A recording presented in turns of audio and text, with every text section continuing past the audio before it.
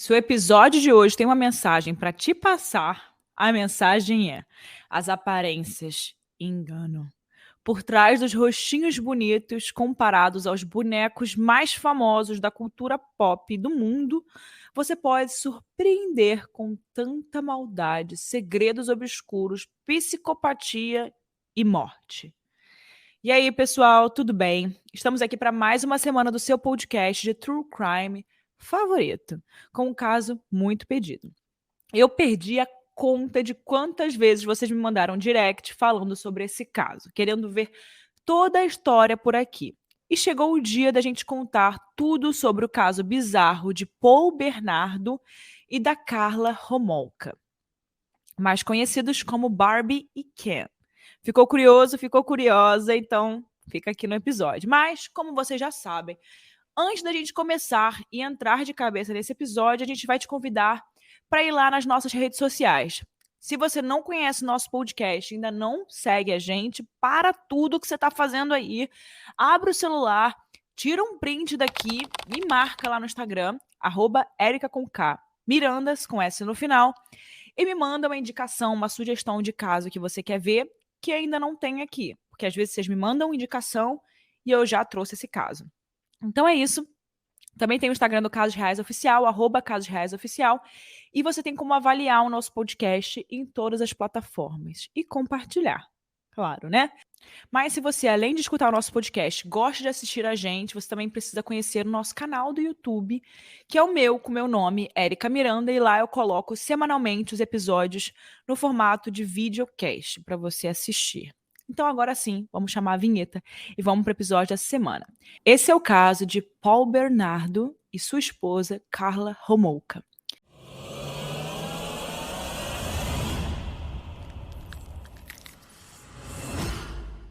Paul e Karla eram um casal padrão, muito bonitos, carismáticos, dignos de capa de revista. E é bem aquela história de quem vê cara, não vê coração, né? E nunca se julga um livro pela capa. Você já sabe dessa história. Se você visse essas duas pessoas, você jamais imaginaria a loucura e a psicopatia que estava por trás daqueles rostinhos bonitos. Por esse motivo, eu queria começar o caso de hoje contando um pouco do background da vida dos dois, para que vocês possam conhecer os personagens da nossa história e tirarem as suas próprias conclusões. Vamos começar com Paul. Paul Bernardo nasceu em 27 de agosto de 1964, em Ontário, no Canadá. Seus pais eram Kenneth e Marilyn Bernardo. E eles eram uma família de classe média financeiramente bem-sucedida, onde tudo ocorria normalmente, bem, não faltava nada. E né, a família toda certinha, não tinha nada ali que ninguém considerasse estranho. Eu já falei para vocês que as aparências enganam, né? Que não se apeguem também a essas aparências. Então tá, é só um lembrete aqui. No ano de 1975, Kenneth Bernardo, o seu pai, foi acusado de abuso sexual infantil. E tinham rumores de que ele também tinha molestado o seu próprio filho. Ainda assim, o Paul não parecia ter sido violado ou afetado emocionalmente por esse episódio muito triste e muito sério da sua infância. Na verdade, ele era conhecido como um garoto super feliz, uma criança que sorria muito e sempre parecia estar bem. Até que anos depois, quando Paul tinha se tornado adolescente, mais ou menos com uns 16 anos, a sua mãe Marilyn trouxe à tona uma informação super complicada sobre a história de vida deles. Ela disse que ele, na verdade, era um caso de um resultado de um caso fora do relacionamento, extraconjugal. Ou seja, ele não era filho de Kenneth, como ele acreditou ser a vida inteira. Meu Deus, né? Depois dessa revelação, o comportamento de Paul começou a mudar. A história da família, toda certinha, sem problema, começou a aparecer a verdade, né? E ele deixou de ser aquele jovem super gente boa com tudo e com todos. É claro que vai alterar, né, a pessoa. Meu Deus, olha que bizarro. E as pessoas mais próximas começaram a notar essa mudança de comportamento como uma forma muito clara, dava para ver de longe, até porque ele passou a tratar a sua própria família de um jeito muito diferente. Quando ele falava sobre a mãe dele em público, ele mudava completamente o semblante, né? Ele dizia que ela era uma pessoa desajustada socialmente e muitas vezes a chamava de coisas para ofendê-la, como por exemplo que ela era garota de programa, enfim. Mas o comportamento dele não parou por aí. Além de tudo isso, o Paul se tornou um cara super perigoso para se relacionar. Quando ele foi estudar na Universidade de Toronto, ele começou a sair com mulheres que conhecia em bares, para depois humilhá-las e espancá-las. Muitas vezes a agressão era realmente física, não apenas verbal. E ele era um cara muito perigoso. O fato era que Paul era um cara muito bonito e charmoso. E isso por si só já era o suficiente para manipular e enganar as mulheres. Elas ficavam com um cara que elas achavam que era bonito e gente boa, mas ele usava isso como isca para que elas não percebessem o que estava por trás da intenção dele. Em 1987, o Paul conhece a Carla Homolka. Carla nasceu em 4 de maio de 1970 em Port Credit, no Ontário, e era a irmã mais velha de 3 irmãos. Os seus pais, Dorothy e Carol Homolka, tinham mais 2 outros filhos, que eram Logan Valentine e Tammy Homolka, que eram irmãos de Carla.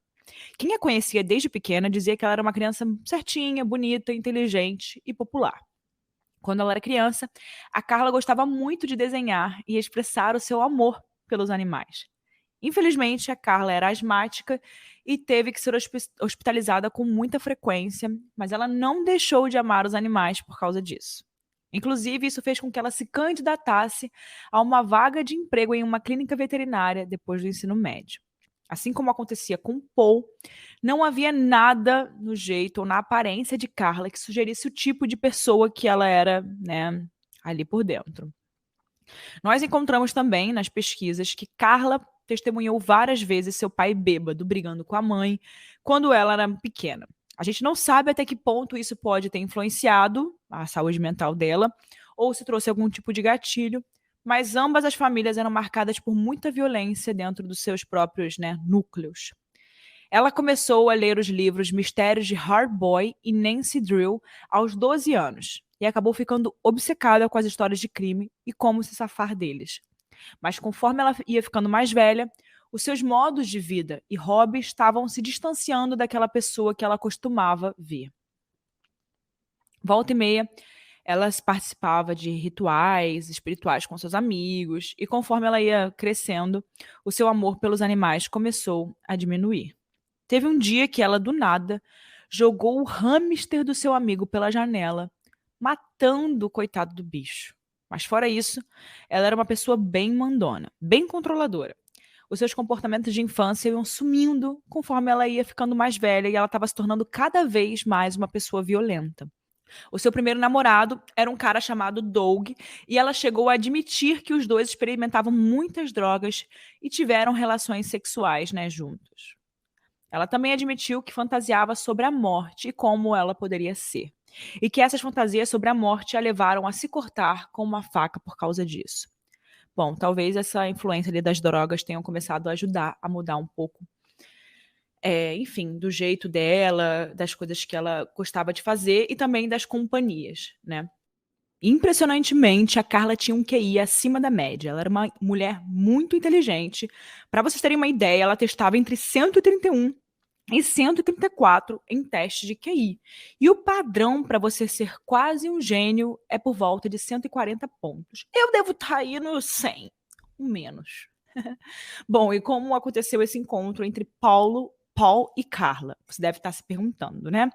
Paul e Carla tiveram uma atração imediata, uma conexão instantânea. Eles se conheceram em uma convenção em Toronto, quando ela tinha 17 anos. Eles tiveram relações sexuais no mesmo dia que se conheceram e descobriram que compartilhavam os mesmos desejos sexuais. Ao contrário das outras garotas que Paul tinha namorado, a Carla compartilhava das mesmas fantasias doentias que ele curtia.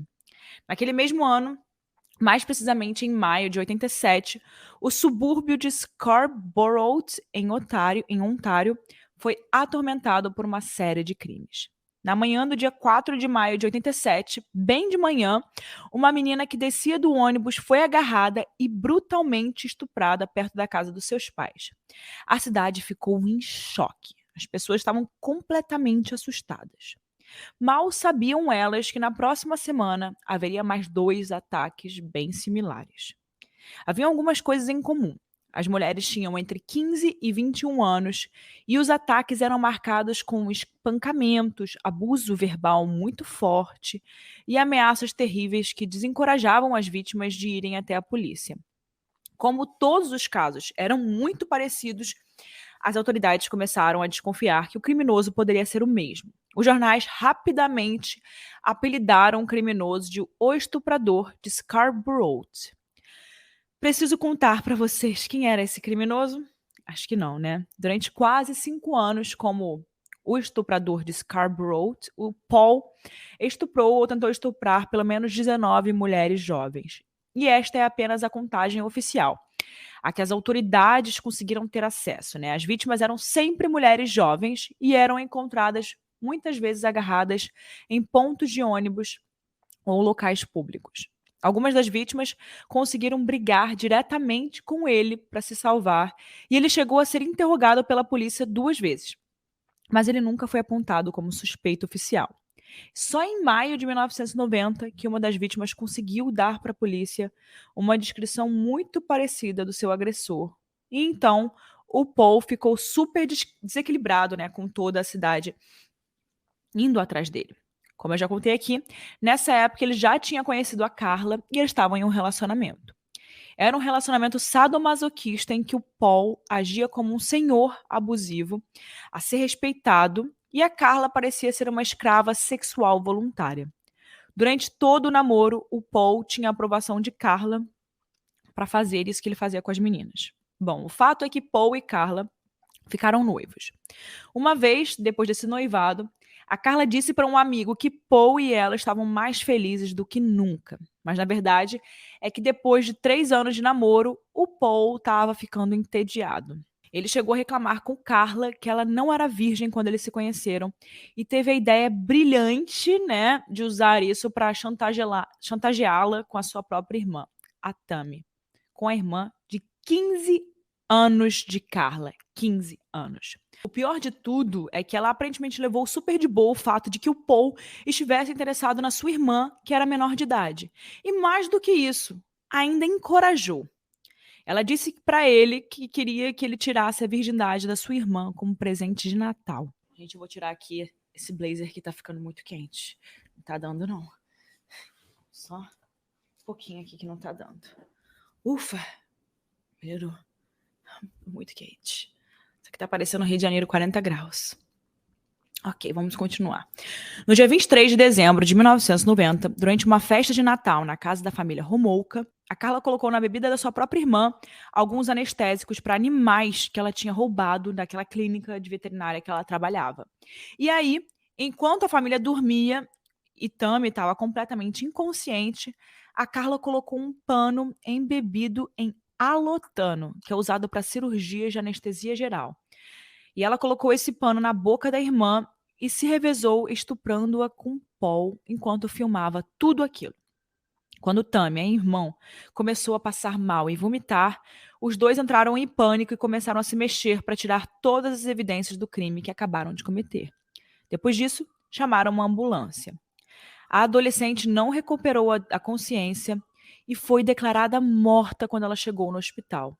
Ainda que a queimadura química que estava no rosto dela tinha sido percebida, tinha sido notada, as drogas não foram detectadas no seu organismo e a sua morte foi considerada um acidente. Disseram, naquela época, que a causa era o engasgo com o vômito pelo álcool. Mas, ao invés de que talvez essa coisa ruim, né, essa morte de um familiar, talvez diminuísse os crimes que eles estavam cometendo, o apetite dele só aumentou. No ano de 1991, a própria Carla chamou a atenção de uma nova amiga do trabalho. Ela convidou a menina para ir até a sua casa, que nessa época ela já estava dividindo com o Paul. Eles drogaram a menina, violentaram ela e Carla mais uma vez gravou um vídeo. A sorte deles era que Jane, a garota, sobreviveu e acordou sem nenhuma memória do que aconteceu. Naquele mesmo ano, no dia 29 de junho, os dois se casaram. O dia, que deveria ser de celebração, começou com um casal que estava fazendo canoagem no lago Gibson, descobrindo blocos de concreto com partes de corpos humanos na água. Aqueles restos mortais pertenciam a Leslie Manhaffey, de 14 anos, que tinha desaparecido alguns dias antes, no dia 15 de junho. Ela tinha sido sequestrada por Ken e Barbie e abusada sexualmente ao longo de vários dias. O mais louco dessa história é que quando o corpo da jovem foi descoberto, os assassinos estavam curtindo a cerimônia de casamento. Olha que coisa linda!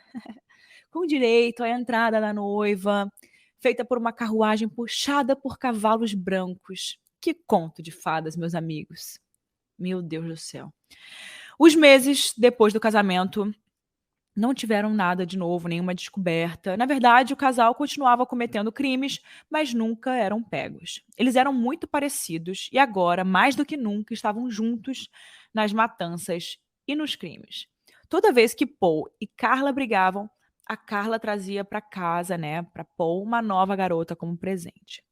Esse comportamento dela tem uma ligação muito forte com experiências que ela teve na infância. Quando criança, ela via sua mãe fazendo coisas sexuais enquanto ela discutia com seu pai. Por exemplo, a sua mãe se envolveu em um menage, né, aquela que você bota um monte de gente, depois de uma discussão com o pai dela.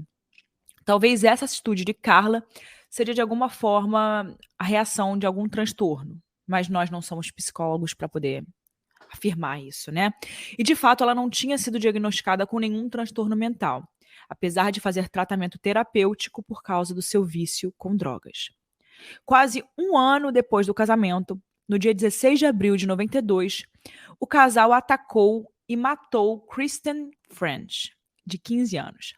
Eles deixaram o seu corpo espancado e seu cabelo parcialmente raspado em uma vala ao longo de uma estrada rural, que foi encontrada por algumas pessoas logo depois. Naquela época, a polícia percebeu que os dois assassinatos, o do dia do casamento e o último, estavam conectados. E depois do rosto de Paul ter sido divulgado em um retrato falado, alguns colegas de trabalho perceberam que aquele homem no desenho parecia muito com Paul, chegando a reparar bem nas atitudes dele e na propensão à violência. Então aquilo ali, acendeu um alerta vermelho para quem achou ele muito parecido com aquele retrato falado. Até que finalmente o jogo virou e em janeiro de 93 a Carla decidiu deixar Paul após ser agredida por ele com uma lanterna. Depois disso, em 2 meses, uma amostra de DNA retirada de Paul apareceu como uma prova, associando seu DNA ao do estuprador de Scarborough. Então ele foi colocado sob vigilância e depois foi preso em fevereiro de 93. Antes do Paul ser colocado atrás das grades, ele era um vendedor.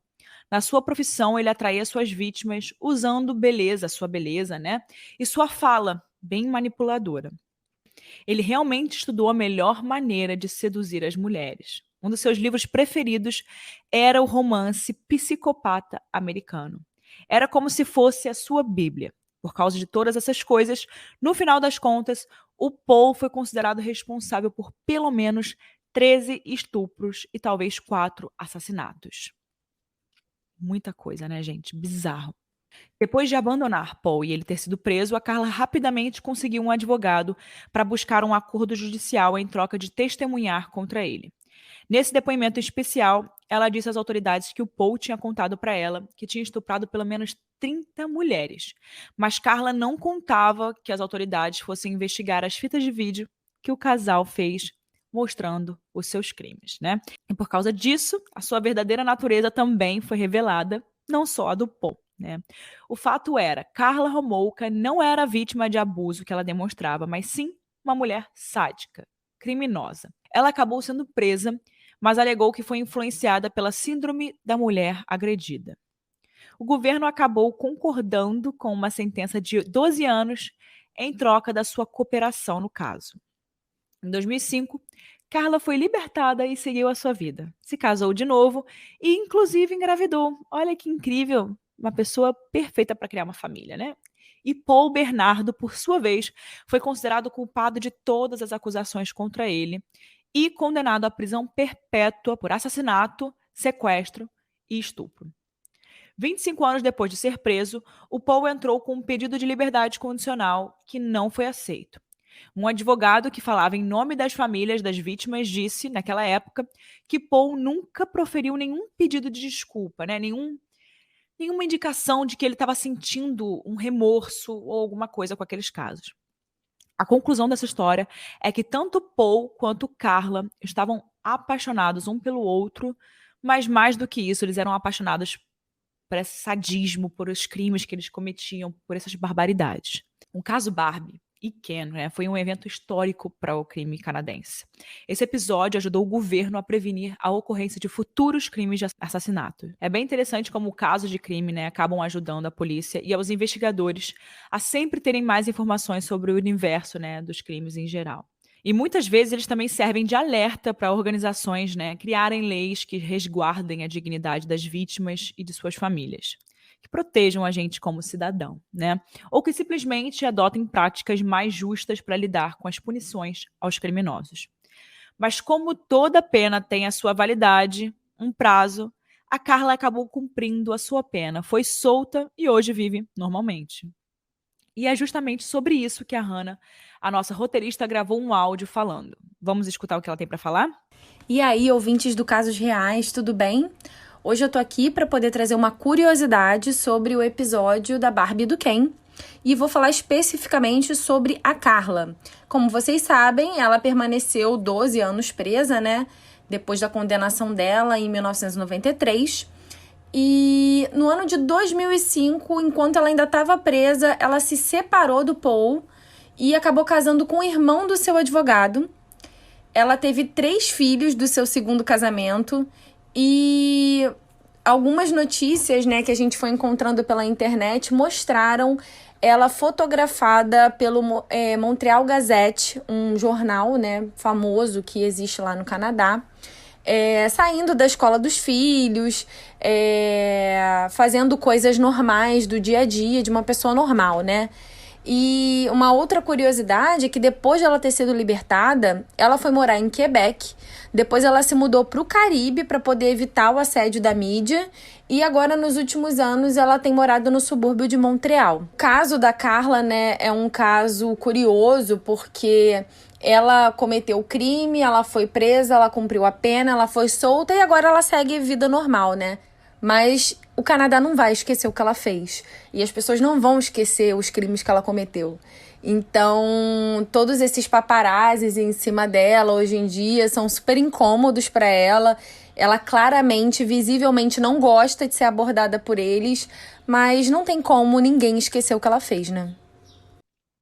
Enfim, vocês sabem que no final do episódio eu dou minha opinião e eu vou dar minha opinião sobre esse caso. Esse caso, pra mim, gente, eu tô virando especialista, né? Então, só deixando claro aqui que eu sou jornalista e aqui eu abre a parte de opinião, né? Já passaram mais de 80 casos nesse podcast, eu tô virando realmente especialista, gente, da área criminal. Acho que virei jornalista criminal. Mas sério, eu vi muito caso já de folie à deux, né? A gente já trouxe muitos casos de folie à deux nesse canal. Eu vou até pesquisar aqui para vocês no Google exatamente o que significa esse termo.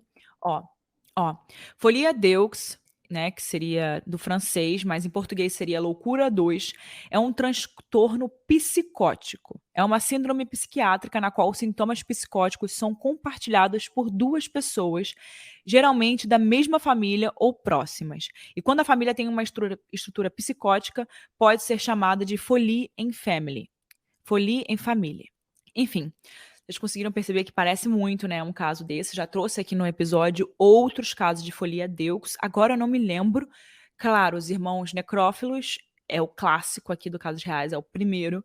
Então esse realmente foi um caso de folie à deux. Mas também teve aquelas 2 irmãs, que a gente também trouxe, deve ter 10 episódios atrás. Aquelas 2 irmãs, elas também compartilharam.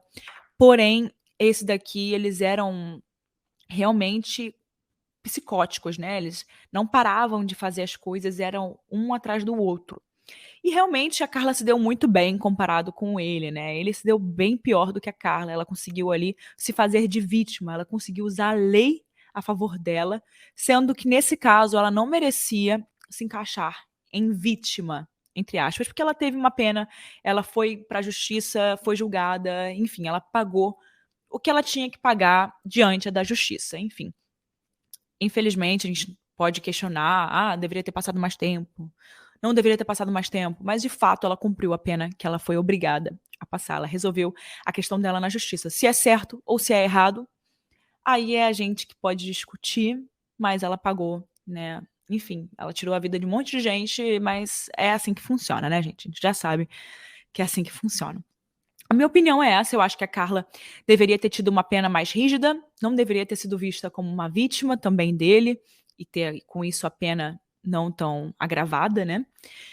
E os dois claramente estavam juntos, eles foram muito pior, né? Quando eles se juntaram foi uma bomba atômica. É aquele tipo de casal que separado faz bagunça, traz problema, mas juntar duas pessoas com personalidades que compartilham loucura juntos é como uma bomba atômica mesmo. Fazem mal a todo mundo que está perto deles.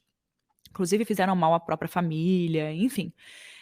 Realmente é aquele tipo de casal que nunca poderia ter se juntado, nunca poderia ter se conhecido e se conheceu. Mas é isso. Depois disso, vocês que aí gostam de também julgar as pessoas pela imagem, pela capa, julgar um livro pela capa, você aprendeu mais uma vez que não podemos fazer isso. Eles eram pessoas muito bonitas, um casal perfeito, mas não podemos julgar as pessoas pela aparência, né? Tanto uma aparência boa quanto uma aparência ruim. A gente nunca sabe o que esperar das pessoas. Nem quando a gente conhece muito as pessoas, depois de passar anos juntos, casando, mãe, a gente às vezes conhece um outro lado que a gente não conhecia. Então, sempre fiquem alerta. Eu acho que caráter é uma coisa que não muda. Eu acredito nisso, eu tenho fé nisso, que caráter é uma coisa que a gente tem, e se a gente tem um caráter, né, bom, a gente continua com ele, e tem pessoas que não têm. Então é isso, gente, quero saber a sua opinião, você concorda comigo, concorda que a Carla deveria ter tido uma pena um pouco maior, o que você acha desse caso, você concorda que é uma folia Deux? Quero saber o que vocês acham. Bom, vou tentar trazer algum psicólogo, algum psiquiatra aqui para falar com a gente sobre esse caso, para dizer o que eles podem achar que seja. Se talvez confirmasse a minha tese de folia Deux. E se eu conseguir alguém, eu vou colocar agora aqui. E hoje eu trouxe aqui o Eric Petri, o doutor Eric Petri, por favor. E ele é especialista em psiquiatria forense e ele vai falar um pouquinho mais sobre a área que ele trabalha e também vai explicar um pouquinho para a gente umas dúvidas que a gente teve fazendo esse caso. A Hannah não pôde participar hoje aqui com a gente da entrevista, mas ela deixou umas perguntas e eu vou fazer as perguntas da Hannah aqui para ele. E, enfim, se vocês tiverem também qualquer pergunta, ele pode responder nas redes sociais dele sobre qualquer dúvida que vocês tiverem. Oi, Eric, tudo bem? Tudo bem, Érica. Pode deixar a formalidade de lado, que eu odeio formalidade. Não me chama de doutor, não. Pode me chamar só de Eric. Mas então, o doutor eu já falei logo de início. Doutor Eric, agora eu posso chamar de Eric. Tá certo. Então, meu nome é Eric Petri, eu sou psiquiatra forense, formado pela FRJ, fiz psiquiatria forense pela FRJ e atualmente trabalho no Tribunal Regional do Trabalho e tenho meu consultório nas redes sociais, quem quiser me procurar. DR Eric Petri no Instagram ou um canal que eu tenho no YouTube, onde eu faço alguns vídeos também, por Eric Petri, pode me encontrar. Prazer muito grande estar aqui contigo, obrigado pelo convite, vamos ver se eu consigo ajudar a elucidar algumas questões aí. Então, hoje o caso é um pouquinho, nossos casos nunca são leves, não sei se você teve um tempo para poder olhar o podcast, não tem caso leve aqui, mas esse é um caso que deixou a gente com muita dúvida, porque envolve muito realmente a psique humana, tudo aquilo que, como jornalista, eu não consigo explicar, não consigo falar mais profundamente. Então, hoje a gente vai falar do caso do Paul Bernardo e da esposa Carla Homolka. A primeira pergunta que eu tenho para você é que tipo de transtorno que pode ser percebido nessas ações em casal, entre duas pessoas? A gente consegue associar isso à folia Deux? Esse é um termo que a gente consegue ver bastante na internet, quando citam em casais, ou esse transtorno psicótico compartilhado, que seria a tradução, né, do folia Deux? Então, esses crimes assim cometidos por casais, normalmente é quando a patologia casa, né? Quando a doença casa. O folia D é um transtorno que a gente chama de transtorno psicótico compartilhado.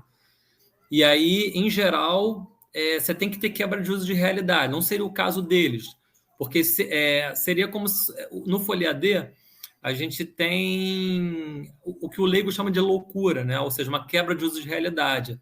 Então, acontece, vamos pegar o carro-chefe das psicoses, que é a esquizofrenia, por exemplo. Aconteceria, por exemplo, se eu fosse um cara esquizofrênico, e aí eu estou isolado numa ilha, né, com a minha esposa, e eu começo a delirar e acreditar piamente, veementemente, que a gente não pode sair daquela ilha, porque existe uma guerra de marcianos do lado lá de fora, e que a humanidade está toda exterminada. E aí ela passa a acreditar nesse delírio. Acredita, ela sem patologia nenhuma, eu esquizofrênico, ela passa a acreditar, passa a delirar. É uma espécie de contágio do delírio. Isso seria o folia D.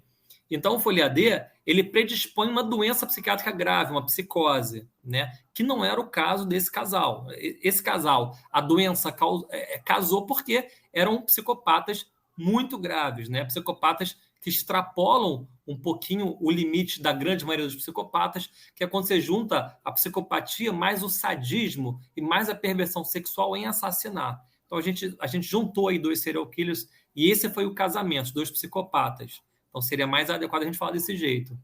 Sim, porque eu gosto de pesquisar especificamente sobre psicopata. E não necessariamente todo psicopata comete assassinatos, certo? Não necessariamente. Isso, assim. O psicopata é aquele cara, em geral, que assim, se ele precisar pisar na tua cabeça para chegar onde ele quer chegar, ele vai pisar e dane-se. Mas se você não estiver no caminho dele, pouco importa. Ele vai e segue, né? Fazendo as trapaças dele, os mal-caratismos, mentira, manipulação, aquilo todo que a gente já conhece. Agora, o serial killer é um grupo muito restrito de psicopatas. Muito mais grave, é óbvio, né? Por conta dos danos que causa na sociedade, né? A ausência de culpa e remorso é uma máxima entre todos os psicopatas. Eles não têm culpa e não têm remorso. Sim. O sadismo é o prazer em causar dor. Não, e o Paul e a Carla, claramente, eles gostavam das coisas que eles faziam. Tanto que eles repetiam daquela forma, meio que usando o sexo no meio de tudo isso, né? Então, eles sentiam prazer naquilo que eles faziam. Esse era o grande problema ali entre os dois que eles compartilhavam. É porque, na real, Érica, é o seguinte, cara. Todo serial killer ele tem um prazer sexual no assassinato. Todo serial killer. O assassinato, isso é uma definição que eu acho importante, que é, por exemplo, que eu acho falha no FBI, que foi quem cunhou, né, quem começou a estudar coisa do serial killer, mas que eu acho fundamental.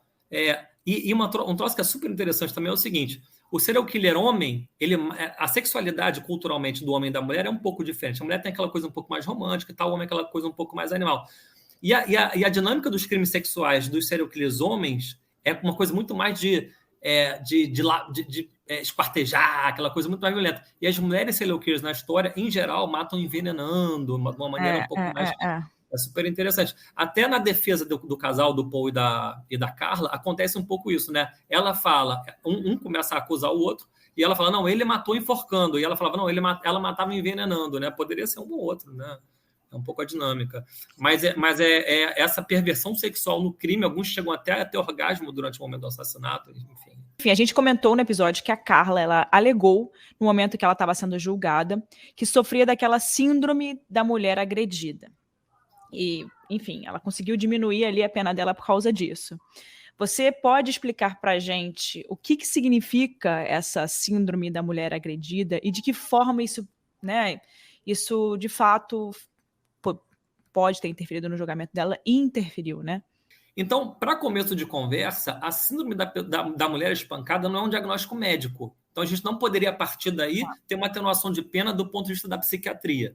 Aí tem que ver, primeiro, no âmbito do direito, se isso se configuraria num crime passional. No caso dela, não, em hipótese alguma. Só que tem o tribunal do júri, né? E muitas vezes ela consegue sensibilizar o júri. Eu cansei de ver isso acontecer.